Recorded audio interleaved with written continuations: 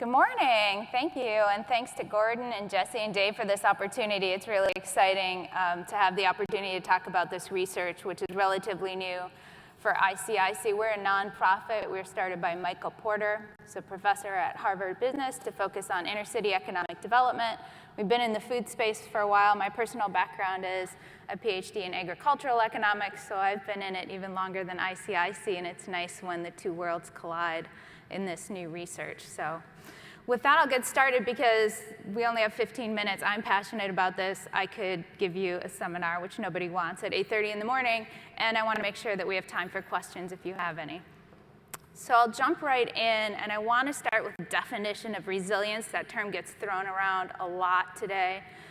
Resilience, as this graph shows, it's really the ability of any system to return to prior conditions after a shock, after some event.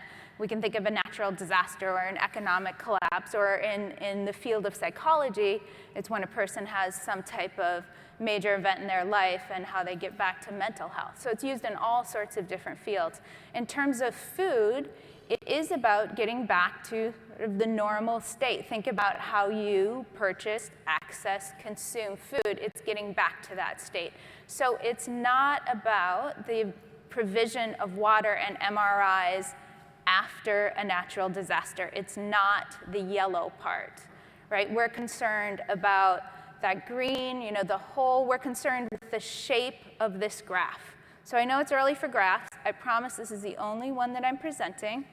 But take a visual image of this, so I'm going to come back to it, right? So we're concerned, our research is concerned with what's the shape of that graph, and this is what we think cities should be concerned about. How long does it take to get back to normal? How smooth is that? And if we created this graph for all the different populations or areas in a city, would it look the same? Or would the inner city, the distressed populations, actually have a much different curve, a longer time period to get back to normal? Okay, so everyone understands resilience? We're all on the same page? Yeah, good. So currently, when people are concerned about climate change and the impact on food systems, they really focus on where food is grown. That's the major emphasis. And this has been one of the drivers of the local food movement, lots of other drivers. But one of them is the concern that, say you're in Boston, you're very concerned about the drought in California, that it might impact your vegetable production or other things. So you think that a more localized production will help mitigate that risk. And in general, the agricultural field, very concerned for a long time about the effects of long-term climate change and where we grow our major food crops in the US. But we're concerned more recently about, and thinking holistically about a food system, you have to think of the other components of the food system, and there are three. It's not just where food is grown, but it's also where food is processed and how food is distributed. And so you need to address all of those when you're thinking about the resilience of the food system, so all the different ways that it moves from where it's grown to the individual plates. And when you think about resilience, you need to think about climate change, not just in the long term and shifting sort of growing zones, but also the impact of more storms, how they will impact not only where food is grown, which is, again, the major focus, but the processing and the distribution points are especially important when you're looking at urban markets. This is a great example. So the picture here is Hunts Point Distribution Center in New York City. It's the largest food distribution center in the world. And you can see it's surrounded by water. It has three major food markets within it. 60% of New York's produce, 50% of the meat and fish go through this one central distribution point.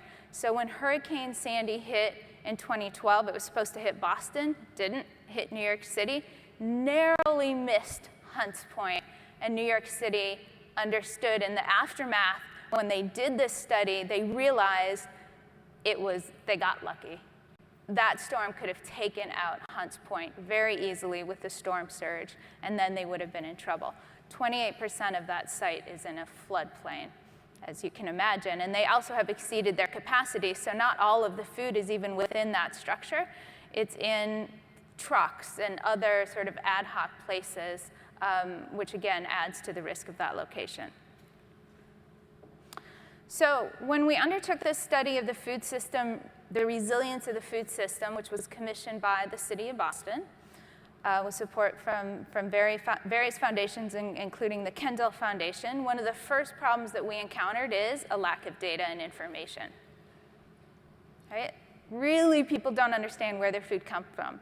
So I went with a friend to this great restaurant last night called Gather. Anyone been there?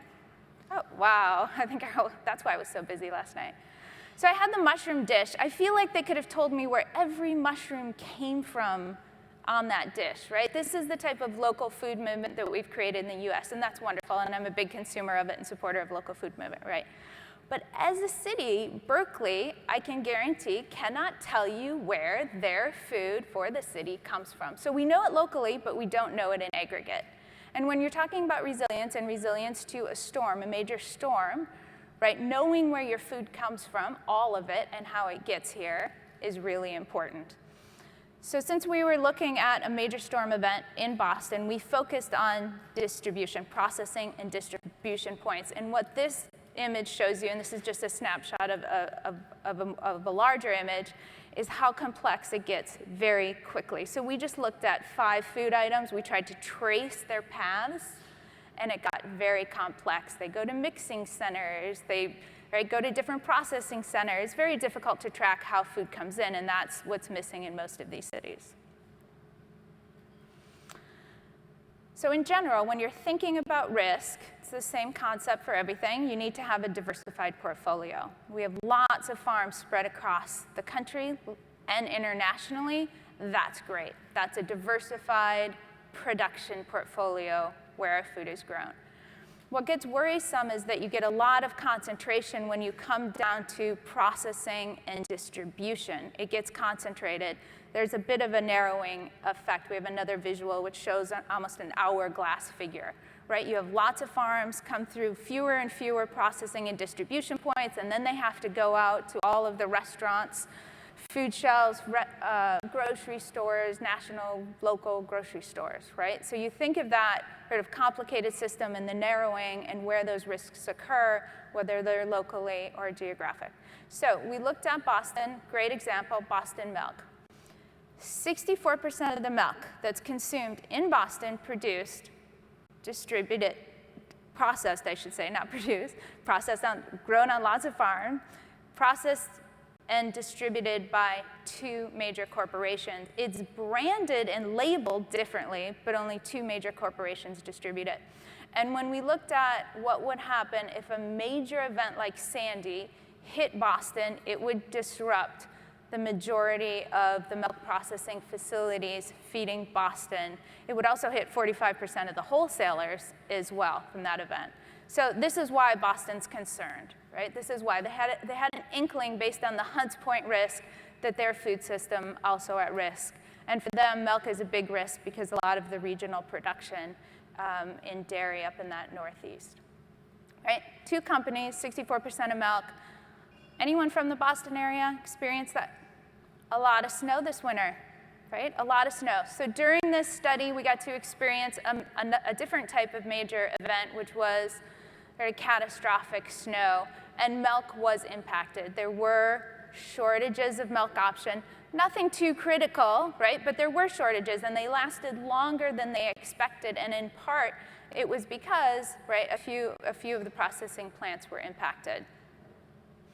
Another major finding in Boston and the few other cities that we studied as part of this project, almost all of cities' foods in urban markets, they arrive by truck. 94%, 98%, I think it was in New York City, by truck. Not by port, not by planes, by truck, right? So this is now at ICIC, right, we're much more concerned about the other type of food trucks.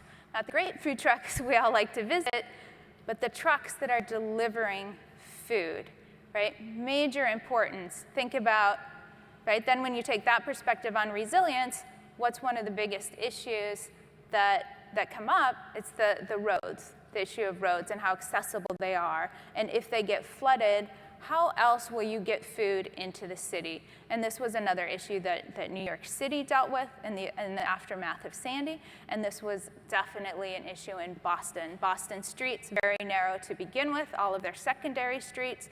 With all the snow, most of them were impassable by trucks. So now you have to figure out, right, in the event of a storm, all the alternative routes for food.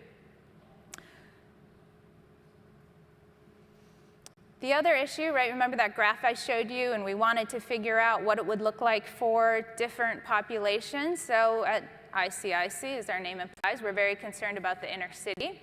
Inner cities, the inner city in Boston has a higher percentage of corner stores, fewer national grocery stores, and they're located in more floodplains than other populations. They would be disproportionately impacted by an event like Sandy. So their curve will probably take longer for them to come back from a major event. Probably not all that surprising, but we were able to do an analysis that showed that. Food banks, the other big finding for this study. I think we're all pretty aware of the growing food insecurity issues in this country, especially in the aftermath of the recession. Right? Food banks, in the event of a disaster, they would increase demand. So they're already, most of them, are at capacity, higher demand than ever before in many urban areas. And in the event of a storm, that would be unprecedented demand. And what we learned from Sandy in New York City is that even a year after the event, they still had increased demand from the food bank. This is the food bank, which supports all the food shelves, the food pantries, the community organizations that help people access food. So this is a picture of Boston's state-of-the-art facility that was built in 2009 with the idea that it would meet the demand for all future, and it has already eclipsed demand. It cannot meet current demand under normal conditions. The other thing you should know about food banks, private sector donations. This is not funded by the government. So this is all the private sector doing this. Now, in the event of a disaster, they have a lot of redundancies and plans built in place, great systems set up, working with the American Red Cross to focus on that yellow band that we talked about, right? The immediate aftermath, making sure people have food and water to get by. But the food bank in Boston joined almost immediately in this project. They were a big part of our advisory committee because they recognized the importance of saying, okay, but then what? What's the long term? How do we deal with the long term of that situation?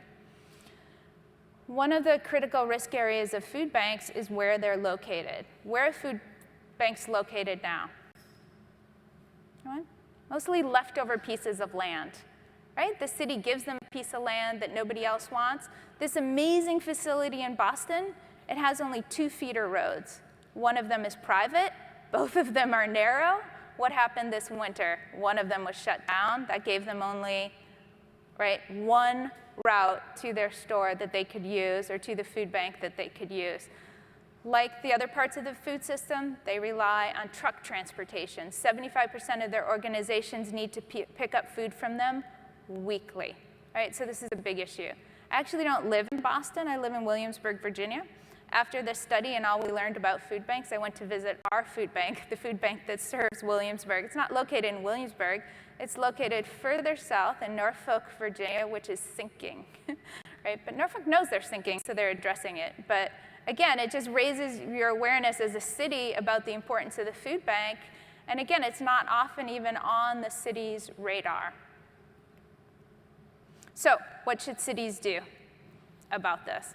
Right? First, they need to understand the problem. As far as we know, the only other city in the US that's looking into this is New York City. And again, they were motivated by Sandy. There was a commission afterwards. They did a study, and one of the big risks that they surfaced was the food system. And now they're commissioning a full-blown study like the one that Boston's already done.